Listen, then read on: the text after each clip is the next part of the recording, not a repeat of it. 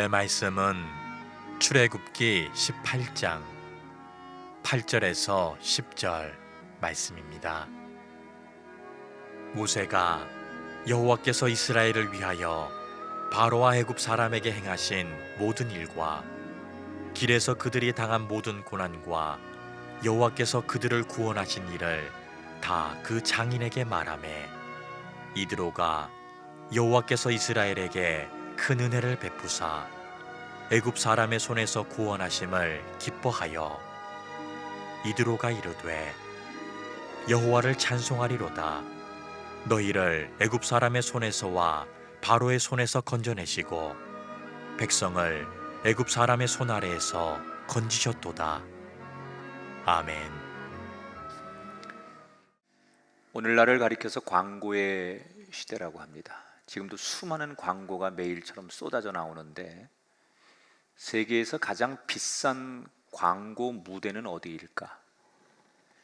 매년 2월 초면 열리는 미국 프로 미식 축구의 결승전 슈퍼볼입니다. 최소한 보도에 의하면 한 1억 명 이상 정도가 시청을 하는 걸로 나오는데, 그러다 보니까 30초 송출을 하는 광고에 우리 돈으로 한 62억 원을 내야 한답니다. 그러니까 수많은 사람이 몰리다 보니까 슈퍼볼은 모든 것이 다 뉴스거리예요. 특히 전반전이 끝나고 후반전 직전에 잠시 머무는 하프타임 때 이때 공연을 하는데, 이 공연은 매년 화제가 됩니다. 왜냐하면 당대의 최고의 인기가 있는 가수들이 이 공연을 설 수 있습니다.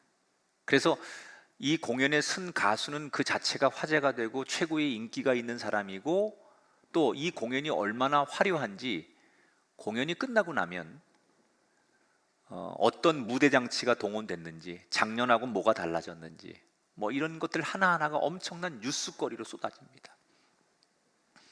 그런데 재밌는 것은 이 화려한 공연을 모든 사람이 다 보는데 정작 그 경기장의 주인공들인 선수들은 볼 수 없다는 거예요. 왜냐? 그들은 전반전을 마치고 라커룸에 들어가면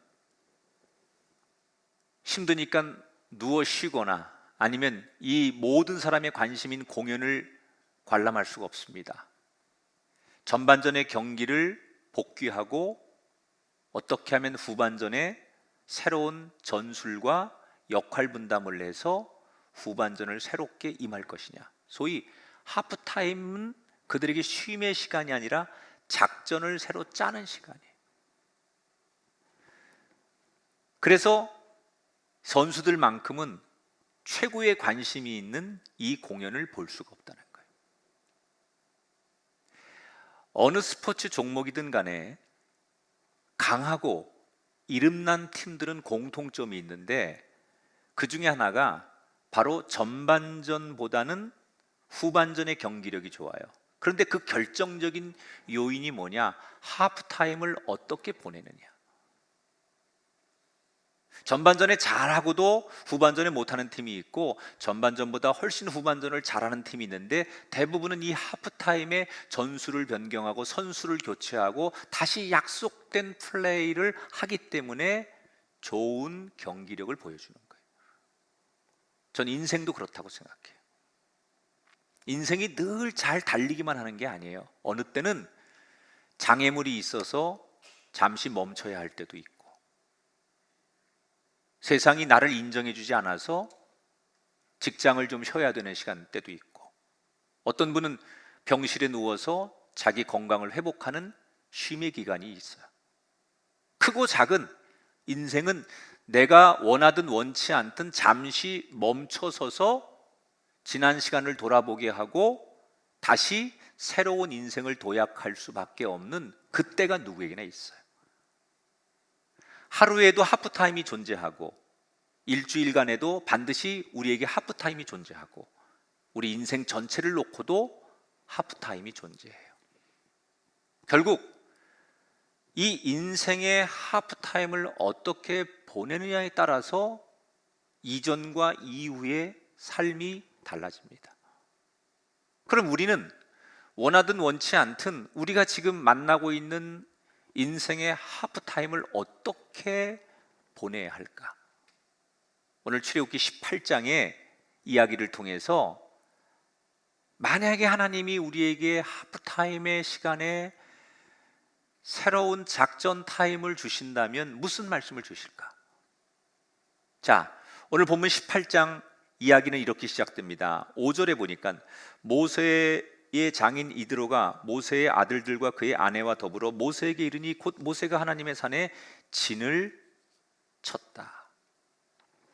지난 시간에 여러분 제가 설교한 내용이 정말 오합지졸이던 이스라엘 백성들이 아말렉과의 전투에서 승리를 한 얘기를 소개해 드렸잖아요.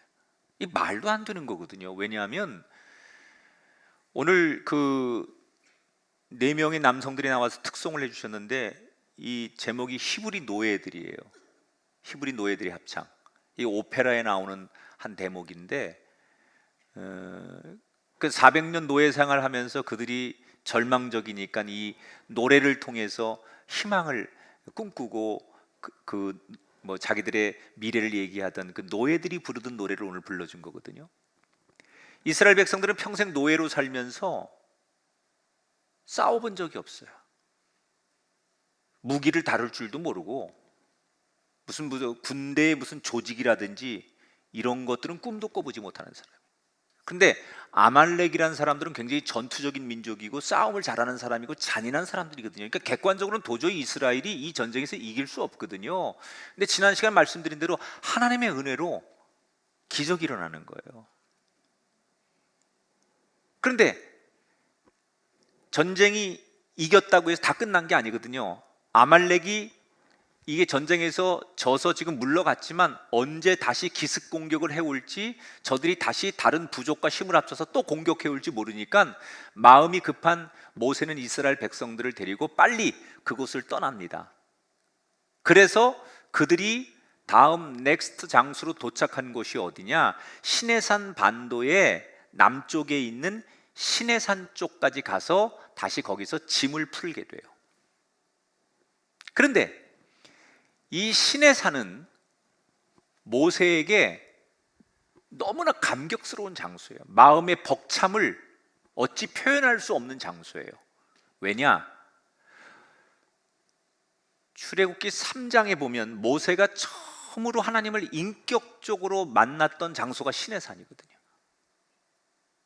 그때 하나님께서 모세에게 어떤 약속을 하셨냐면 출애굽기 3장 12절에 내가 그 백성을 애굽에서 인도하여 낸 후에 너희가 이 산에서 하나님을 섬기리니 이것이 내가 너를 보낸 증거니라.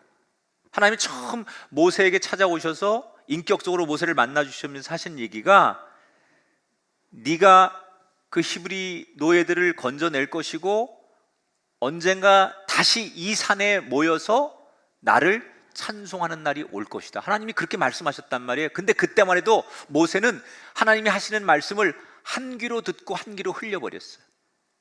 그런데 세월이 지나서 진짜로 지금 자기가 시내산에 다시 도착했는데 하나님 말씀이 그대로 이루어진 거예요. 그러니까 너무 가슴이 벅차죠. 이럴 수가.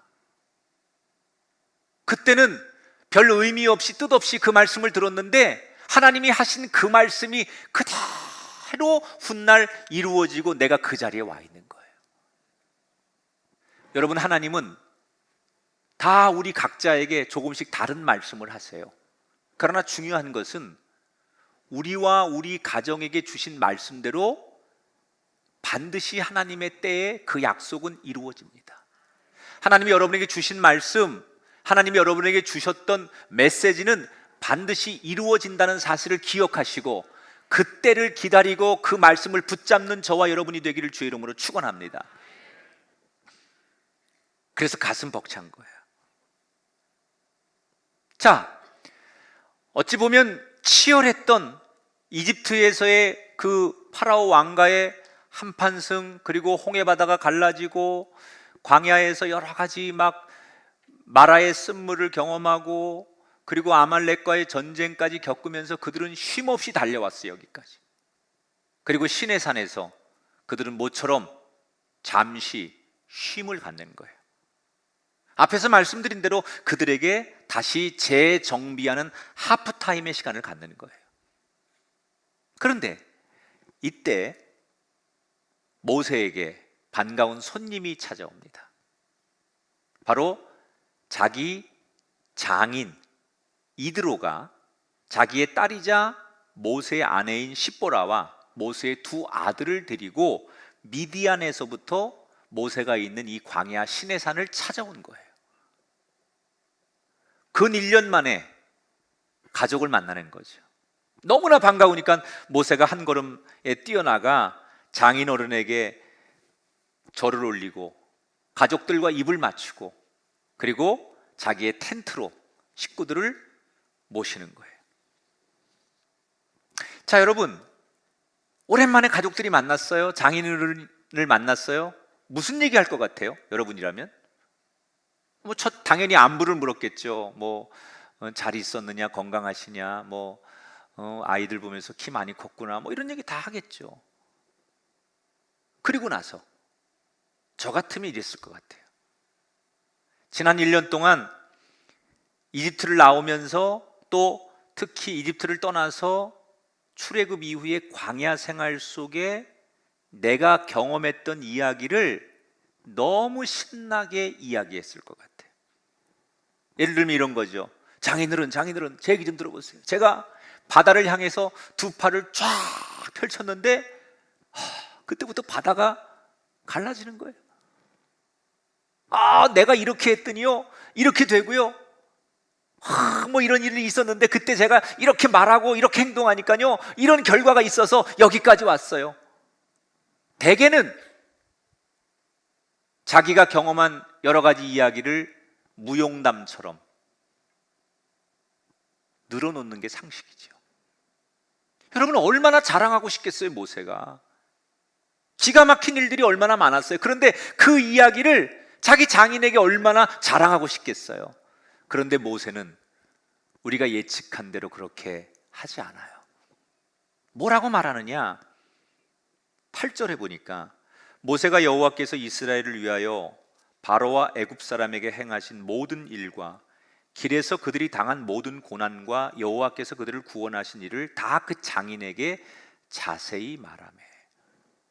여기 주목할 표현이 있습니다. 뭐라고요? 두 표현이 있는데 여호와께서 행하신 일, 여호와께서 구원하신 일, 이 두 표현이에요.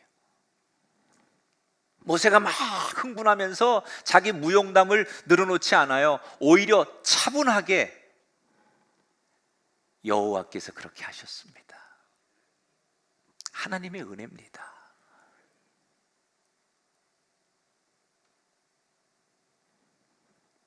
자기가 했던 일을 얼마든지 자랑할 만함에도 불구하고 그는 철저하게 자기 자랑을 다 뺍니다.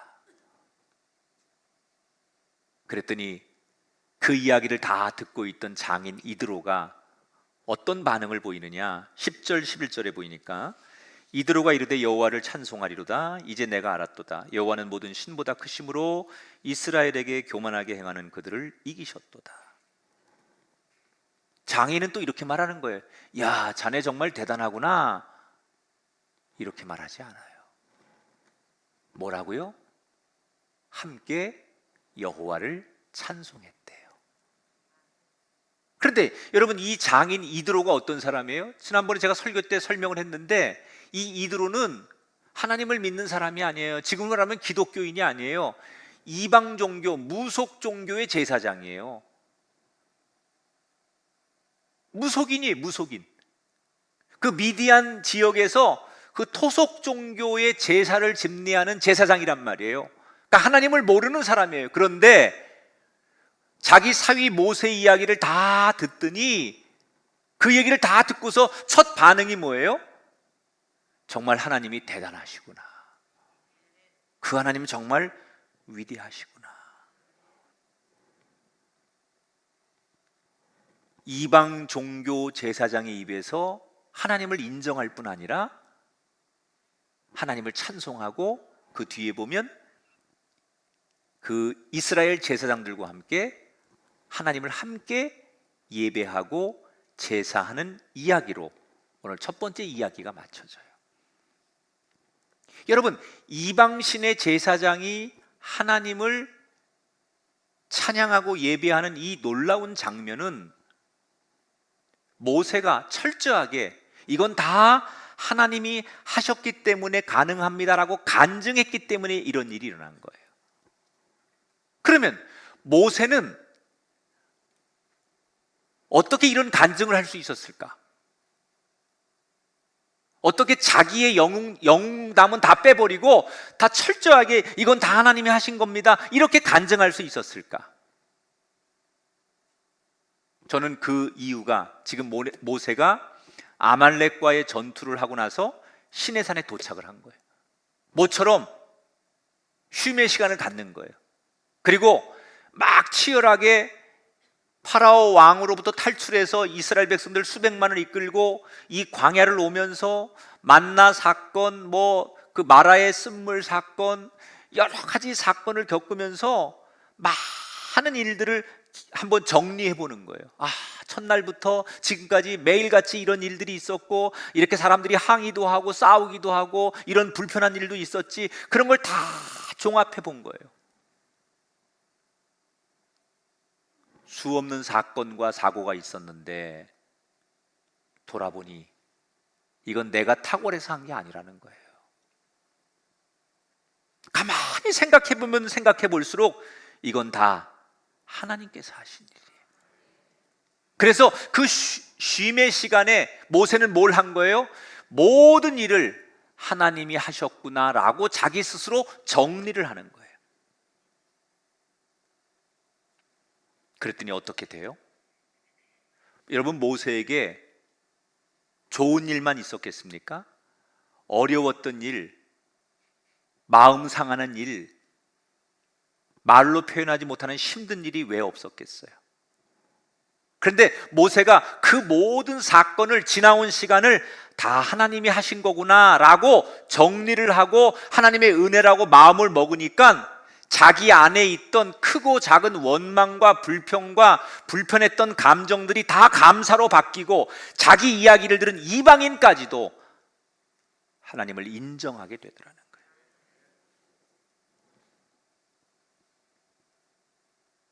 저는 문득 오늘 이 설교를 들으면서 이 이야기는 어쩌면 꼭 우리에게 필요한 이야기구나. 지금 코로나로 인해서 많은 분들이 아무것도 못하고 있는 휴식기를 보내요.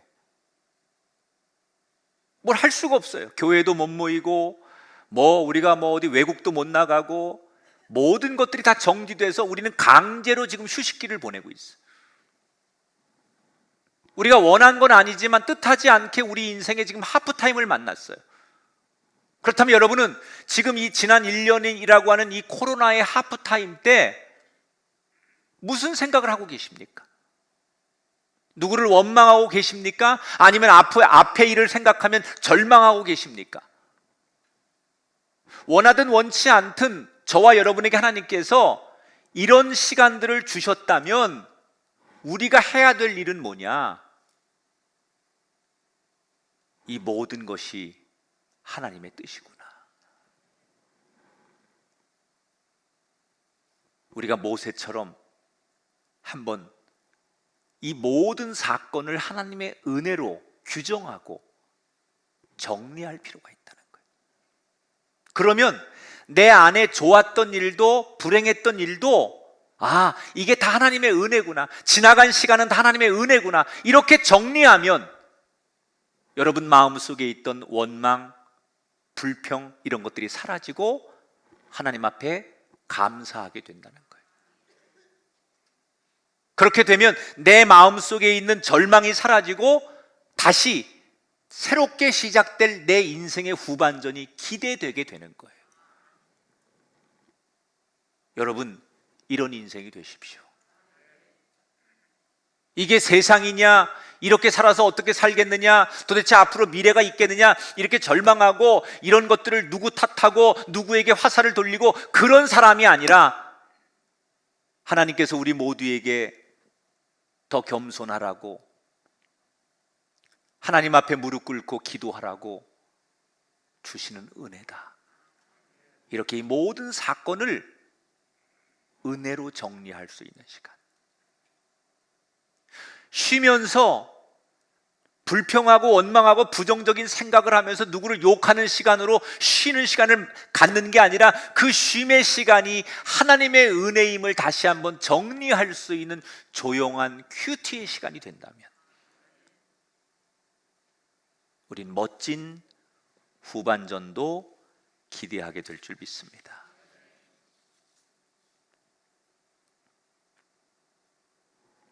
오랜만에 가족을 만나서 즐겁게 회포를 푼 모세는 다음 날 자기가 해야 될 일이 있으니까 가족을 뒤로 하고 일하는 자기의 일터로 나갑니다. 사위가 도대체 무슨 일을 어떻게 하나 궁금했던 장인이 모세가 일하는 곳을 같이 가봐요. 근데 가보니까 세상에 이 장인이 충격을 받습니다. 왜냐하면 모세가 일하는 텐트 밖으로 백성들이 와서 재판을 받겠다고 줄을 서 있는데 그 행렬이 끝이 보이지 않는 거예요. 그러니까 재판을 기다리는 사람들은 그 사람들을 나름대로 너무 지쳐 있고, 모세는 앉아서 사람들이 들어오면 그 사건을 다 듣고 재판 판결을 하는데 완전히 기진맥진하는 거예요. 여러분, 지금 수백만 명이 광야로 행진을 하니까 그 안에서 별의별 일이 다 있을 거 아니에요. 근데 자기들끼리 해결이 안 되니까 모든 문제를 사사건건 모세한테 갖고 오는 거예요. 예를 들면 이런 거예요.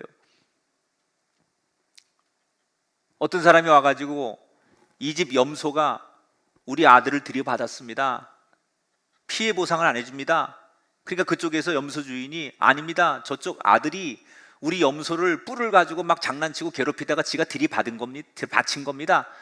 오히려 우리가 피해자입니다. 이러고 서로 막 그런 문제를 가지고 와서 시시콜콜 모세가 그걸 하나님 앞에 기도하면서 물어가지고 재판을 하는 거예요. 근데 이런 재판이 얼마나 많은지 못하는 거예요, 다. 그러니까 기진맥진하는 거예요, 모세가. 저녁에 집에 들어와서 장인이 묻습니다. 자네 매일같이 오늘처럼 그렇게 일하는가? 예, 장인어른, 사람들이 많다 보니까 별의별 사건이 다 있고 또 하나님 뜻을 받아서 재판을 해야 되니까 제가 직접 할 수밖에 없습니다. 그래서 저는 이 일에 매달릴 수밖에 없습니다. 이때 장인이 자네 그러면 죽어. 큰일 나. 그러면서 이분이 삶의 지혜 하나를 던지는 거예요. 두 가지를 얘기합니다. 첫째, 19절 20절에 보니까 너는 그 백성에게 율례와 법도를 가르쳐서 마땅히 갈 길과 할 일을 그들에게 보여라. 뭐라고 해요? 장인이 그렇게 하지 말고 백성들에게 교육을 해라. 가르쳐라. 뭘? 하나님의 말씀을 가르쳐라. 그러면 굳이 모세에게 와서 묻지 않아도 자기들이 하나님 말씀을 기준으로 뭘 해야 될지 판단할 수 있게 만들어줘야 된다. 두 번째로 21절 22절에 보니까 능력 있는 사람들을 천부장과 백부장, 50부장, 10부장을 삼아 작은 일은 그들이 재판하게 해라. 백성들 중에 능력 있는 사람이 있을 거다. 그러면 1000명을 대표로, 100명을 대표로, 50명을 대표로, 10명을 대표로 해서 작은 재판, 조금 규모 있는 재판은 그 규모에 맞게끔 책임자들이 재판을 할 수 있도록 그렇게 정비를 새롭게 해라. 근데 여기서 성경에 보면 하나님 보실 때 능력 있는 사람이 누구냐? 21절에 보면 능력 있는 사람들, 곧 하나님을 두려워하는 사람. 첫 번째. 두 번째, 진실하고 불의한 이익을 미워하는 자. 그러니까 거짓 없이 진실하고, 세 번째가 불의함 앞에 그것을 불의함을 보고 일어설 수 있고 불의 앞에 싸울 수 있는 사람. 능력 있는 게, 일 잘하는 게 능력 있는 게 아니라 하나님 앞에 이 사람이 어떤 삶을 사느냐를 보고 능력이 있느냐 없느냐를 성경은 규정했어요. 세상은 싸워 이기면 능력이 있고, 돈 잘 벌면 능력이 있고, 사업자라면 능력이 있고, 자기가 원하는 걸 가지면 능력이 있다고 말하지만 성경에서는 뭐라고 말해요? 성경에서 말하는 능력이라는 것은 그런 세상적인 게 아니고 하나님과 함께 사는 그 사람의 삶의 자세가 어떠냐를 보고 능력이 있느냐 없느냐를 구분한다는 거예요. 제가 여러분에게 질문하고 싶어요. 여러분은 지금 능력 있는 삶을 살고 계십니까? 여러분 스스로 생각하기에 나는 능력 있는 삶을 살고 있는가? 세상적으로는 내가 조금 앞서가고 경쟁에서 이길 수 있어도 성경에서 하나님이 인정하는 능력 있는 사람, 나는 과연 그런 사람일까?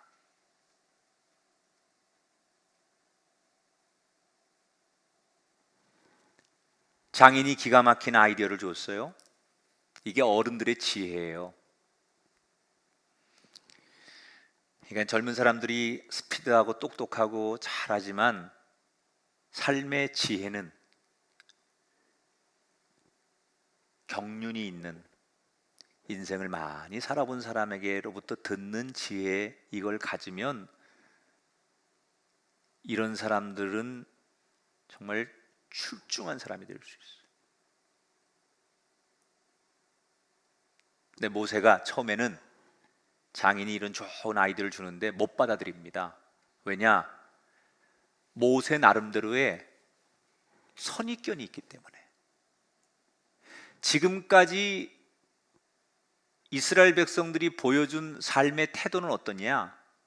아무리 하나님의 말씀을 가르치고 전해도 깨닫지 못하는 사람들이에요. 은혜를 줘도 조금 지나면 불평하고 하나님을 원망하고 이런 사람들이에요. 그러니까 이런 사람들을 경험하고 이런 사람과 함께 지내왔기 때문에 아무리 좋은 제도를 갖다 주고 좋은 방법을 갖다 줘도 이 사람들은 변화되지 않는 사람들이다. 아직 그만한 그 깜이 되지 않는 사람들이다라고 모세가 단정을 짓는 거예요. 근데 장인으로는 이런 내막을 모르고 그렇게 하면 안 된다고 이론적으로는 좋은 제도를 주었지만 모세가 생각하는 이스라엘 백성들은 이런 것들을 해낼 만한 능력이 있는 사람들이 아니라고 생각하는 거예요. 그런데 장인이 계속해서 권면하는 거예요. 그래도 해봐라. 그래도 해봐라. 그래서 결국 모세가 마지못해 장인의 이야기를 듣고 해봅니다. 결국 계속 설득하니까 그래도 한번 해보자 하고 25절 26절에 모세가 능력 있는 사람들을 택하여 우두머리를 삼음에 그들이 모든 작은 일은 스스로 재판하더라. 하나님 말씀을 가르치다 보니까 다 노예들이고 형편없는 줄 알았더니 그 중에 인재가 보이기 시작하는 거예요. 전혀 생각지 않았던 리더감들이 보이기 시작하는 거예요. 그래서 그들을 1000명 대표로 1000부장, 100명 대표로 100부장, 50명 대표로 50부장, 그 다음에 10명 대표로 10부장, 이렇게 사람들을 세워놓고 그들에게 훈련을 한 다음에 얼마 뒤부터 재판을 맡기기 시작하는데 대성공을 거둡니다.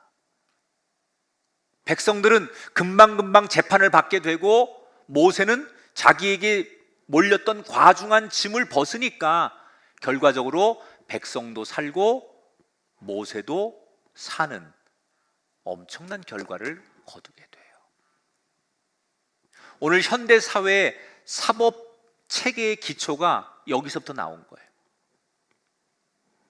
지금 현대 사회의 모든 사법 시스템이 이 모세가 출애굽기 18장에서 만든 이것이 인류의 최초지요. 자, 장인이 자기 사위가 이걸 받아들여서 이 시스템이 자리를 잡는 데까지 계속 옆에서 도와주다가 어느 정도 자리가 잡히니까 장인이 이제 나는 너무 오랫동안 고향 땅을 비워두었기에 미디안 고향으로 돌아가겠다고 하면서 자기 딸과 두 손자를 모세에게 맡기고 작별하고 고향으로 돌아가는 것이 오늘 성경의 두 번째 스토리예요. 자, 지금 인생의 하프타임을 만난 모세가 장인이 처음에 자네 그렇게 하지 말고 이렇게 한번 해봐라고 조언을 했을 때 모세는 그 조언을 듣고 자기가 선택할 수 있는 길이 두 가지가 있었어요. 하나는 그동안 내 경험으로 만들어진 내 선입견대로 가는 거예요. 이 백성들은 아직 그럴 만한 능력이 안 됩니다.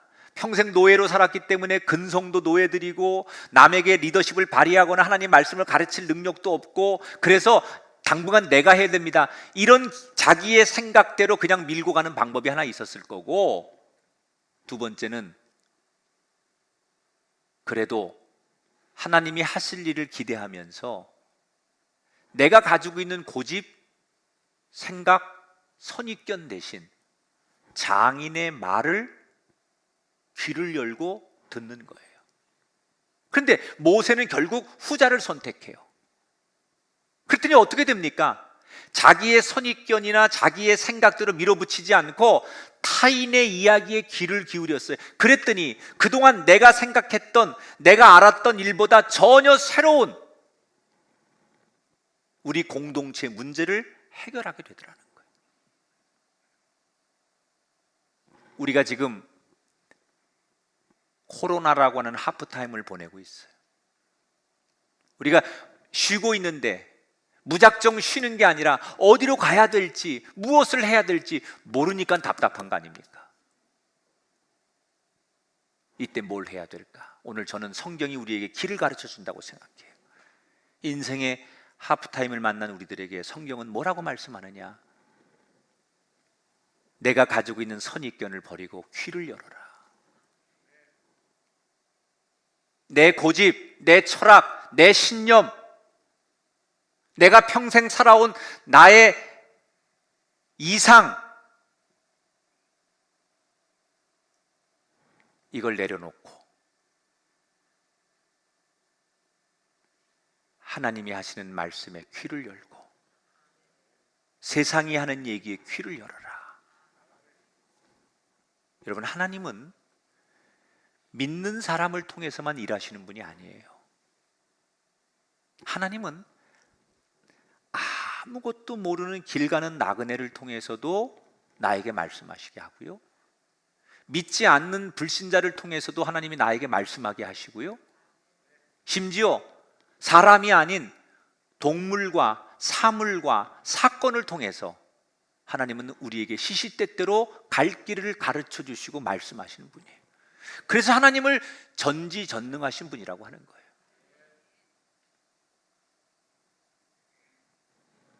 우리가 그 하나님께 뭘 하면 되겠습니까? 기독교의 최고의 정점은 부르짖는 기도가 아니에요. 기독교인들의 능력은 말에 있지 않아요. 영성의 최고봉은 주님 말씀하옵소서, 종이 듣겠나이다. 이게 가장 우리가 고차원적인 신앙이 돼야 돼요.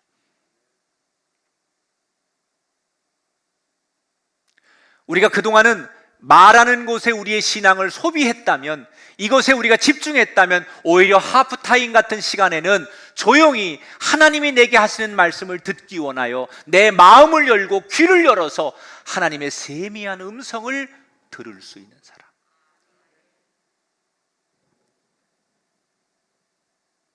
이렇게 하프타임을 보내고 멋진 후반전을 만들어가는 저와 여러분이 되기를 주의 이름으로 축원합니다. 따라합시다. 말씀하옵소서, 주의 종이 듣겠나이다. 저와 여러분에게 오히려 이 멈춰진 시간에 조용히 귀를 열고 내 생각을 정리하고 타인의 이야기, 하나님이 하시는 말씀을 들을 수 있는, 그래서 다시 용기 내어 인생의 후반전을 출발할 수 있는 아름다운 인생들이 되시기를 주의 이름으로 축원합니다.